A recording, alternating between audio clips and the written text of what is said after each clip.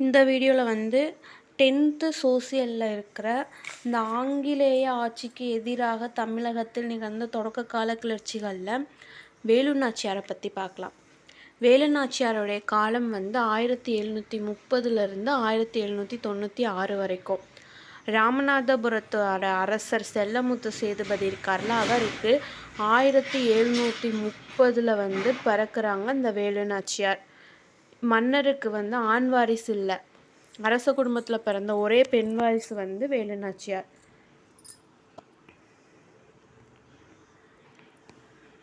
வளரி, சிலம்பம், தற்காப்பு கலைகள், அப்புறம் போர்க்கருவிகளை பயன்படுத்துறது, இது எல்லாத்துலேயுமே வந்து பயிற்சி அளிக்கப்பட்டு வளர்க்கப்படுறாங்க. அப்புறம் மேலும் ஆங்கிலம், பிரெஞ்சு, உருது ஆகிய மொழிகள்லையும் வல்லமை மிக்க ஒரு பெண்ணாக வந்து இருக்காங்க. குதிரை ஏறி போர் தொடுக்கிறது, அது வில்வித்த, இது எல்லாத்துலேயுமே வந்து திறமையானவராக விளங்குறாங்க. தனது 16வது வயசில் வந்து வேலு நாச்சியார் வந்து சிவகங்கையோட மன்னரான முத்துவடுகநாதரை வந்து கல்யாணம் பண்ணிட்டு 1772 வந்து ஆற்காட்டு நவாப் இருக்காங்கல்ல, லெப்டினன்ட் கர்னல் பான்ஜோர் தலைமையிலான கம்பெனி படைகளுள் இணைந்து காளையார் கோவில் அரண்மனையை தாக்குறாங்க. இதனால் மூண்ட போரில் வந்து முத்துவடுகநாதர் கொல்லப்படுறாரு. தனது மகளோட முத்துவடுகநாதர் அவருடைய ஹஸ்பண்ட் வந்து இறந்ததுக்கப்புறம் தன்னோட குழந்தைய கூட்டிக்கிட்டு வேலு நாச்சியார் வந்து கோபால நாயக்கர் பாதுகாப்பில் திண்டுக்கல் பக்கத்தில் இருக்க விருப்பாட்சியில் வந்து 8 வருஷம் வந்து வாழ்கிறாங்க. எத்தனை வருஷம்? 8 வருஷம். அப்படி மறைஞ்சு வாழும்போது வேலு நாச்சியார் வந்து ஒரு படையை வந்து உருவாக்குறாங்க. அதில் கோபால நாயக்கர் மட்டும் இல்லாமல் ஹைதர் அலிக்கும் கூட்டணியை ஏற்படுத்திக்கிறாங்க 2 பேர் கூடயும். வேலு நாச்சியார் சார்பில் வந்து ஹைதர் அலிக்கு தளவாய், அதாவது இராணுவ தலைவர், தளவாய் அப்படின்னா இராணுவ தலைவர் தண்டவராயனார் எழுதிய கடிதத்தில் வந்து ஆங்கிலேயரை தோற்கடிக்க 5000 காலாட்படைகளையும் 5000 குதிரைப்படைகளையும் அனுப்பும்படி கோரிக்கை வந்து வைக்கிறாங்க வேலு நாச்சியார்.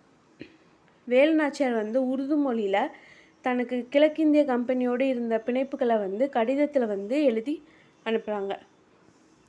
விருப்பாட்சியின் பாளையக்காரர் கோபால நாயக்கர் அப்படின்னு, விருப்பாட்சியோட பாளையக்காரர் யாருன்னா கோபால நாயக்கர். கோபால நாயக்கரை தலைவராக கொண்ட திண்டுக்கல் கூட்டமைப்பில், அப்போ திண்டுக்கலோட கூட்டமைப்போட தலைவர் யாராக இருந்திருக்காங்கன்னா கோபால நாயக்கர். மணப்பாறையின் லட்சுமி நாயக்கரும்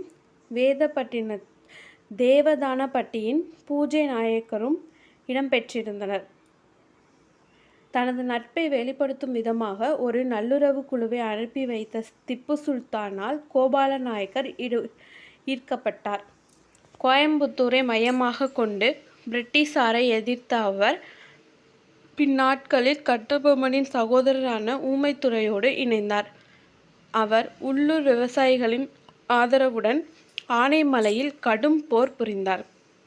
ஆயினும் பிரிட்டிஷ் படைகளால் அவர் 1801 வெற்றி கொண்டுட்டாங்க.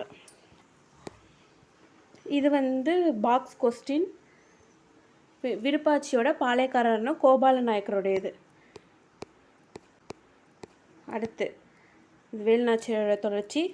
ஆங்கிலேயரோட மோதுவதில் வந்து தீவிரமாக இருப்பதை நல்லா தெளிவுபடுத்திட்டாங்க.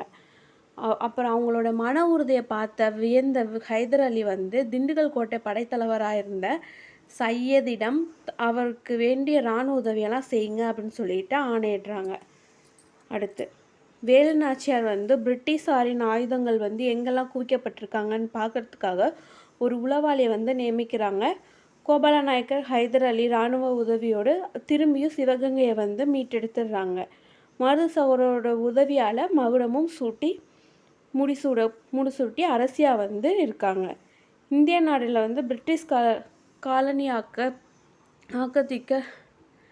காலனி ஆதிக்க அதிகாரத்தை எதிர்த்த முதல் பெண் ஆட்சியாளர் அல்லது அரசி என்ற பெருமை வேலு நாச்சியாருக்கே உரியதாகும். அடுத்து அவங்களோட ஃப்ரெண்டை பற்றி பார்ப்போம். வேலு நாச்சியாரோடைய நம்பிக்கைக்குரிய தோழி வந்து குயிலி உடையாள் என்ற பெண்களின் படைப்பிரிவை தலைமையேற்று வழிநடத்தினார். உடையாள் அப்படின்னா குயிலியை பற்றி உளவு கூற சொல்கிறாங்க. அப்போ வந்து அவங்க சொல்ல மாட்றாங்க. அதனால அவங்கள வந்து கொன்னுடுறாங்க. அவங்க வந்து ஒரு மேய்த்தல் தொழில் புரிந்த பெண்ணு. அப்புறம் குயிலி வந்து தனக்குத்தானே வந்து நெருப்பு வச்சுக்கிட்டு 1780 அப்படியே சென்று பிரிட்டிஷாருடைய ஆயுதம் குவிச்சிருக்காங்கல்ல அந்த இடத்துக்கு போயிட்டு அந்த தளத்தையே வந்து அழிச்சிடுறாங்க. தானே ஒரு மனித வெடிகுண்டுன்னு சொல்லுவாங்களா, அது மாதிரி தானே எரிச்சுக்கிட்டு அந்த ஆயுதங்களையும் எரிச்சிடுறாங்க.